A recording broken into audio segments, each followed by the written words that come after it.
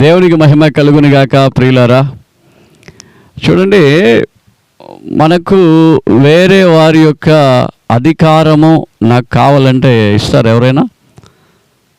వేరే వాళ్ళ యొక్క కుర్చీ నాకు కావాలంటే ఎవరైనా ఇస్తారా? మీ ఆఫీస్ నాకు కావాలండి అంటే ఇస్తారా? వేరెవరి అధికారాన్ని నీకు ఇవ్వరు, వేరెవరి కుర్చీని నీకు ఇవ్వరు, వేరెవరి ఆఫీస్ నీకు ఇవ్వరు. కానీ ప్రభు చెప్తాడు.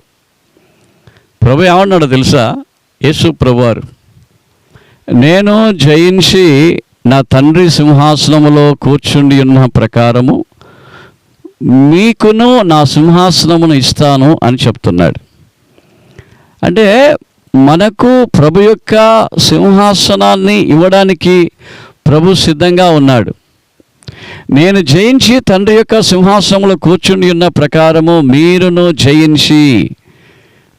జయించినప్పుడు నా సింహాసనాన్ని నేను మీకు ఇస్తున్నాను. ఎంత అద్భుతమైన మాటో చూడండి. యేసు క్రీస్తు వారంట ఆయన కూర్చున్న సింహాసనాన్ని నీకు నాకు ఇస్తున్నాడు.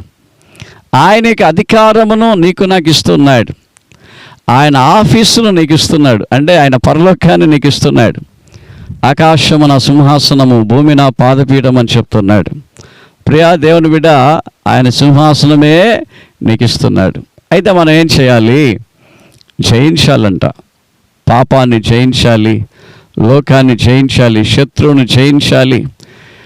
సమస్తమైన సైతాన్ ఆటంకాలను జయించినప్పుడు పరలోకము అనే ఆయన సింహాసనములో మీరు నేను కూర్చుండునట్లుగా ప్రభు మనకు అధికారం ఇస్తాడు. ఆ సింహాసనం మీద కూర్చుంటే ఆ యేసు క్రీస్తు వలె మనం మారి ఆ సింహాసనంపై కూర్చుంటే ఆయనలాగా మనం కూడా అధికారులుగా, మనం కూడా ఆ పరలోక రాజ్యాన్ని ఏలే పరిపాలన చేసే ఏలికలుగా మనం ఉంటాం.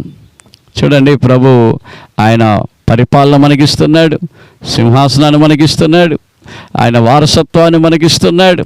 ఎంత గొప్ప దేవుడో చూడండి, ఎంత గొప్ప దేవుడు చూడండి. ఈ భూమిలో మనం ఉన్నంత కాలము ప్రభు మార్గములో నడుస్తూ వస్తే, ఈ భూమిలో ఉన్నంత కాలము ప్రభు మాటలు వింటూ వస్తే, ఒకరోజు వస్తుంది ఆయన రాకడ.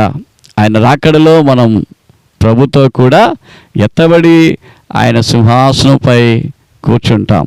కాబట్టి ఈ గొప్ప ధన్యతను, ఈ గొప్ప భాగ్యమును, ఈ ఆశీర్వాదాన్ని ఎవరు కోల్పోకండి. ప్రభు యొక్క సింహాసనంలో కూర్చునే అంతటి ఆశీర్వాదము, దీనికంటే గొప్ప ఆశీర్వాదం ఇంకేమి లేదనుకుంటాను. కాబట్టి ప్రభు నమ్మండి, ప్రభు మార్గములో బయలుదేరండి.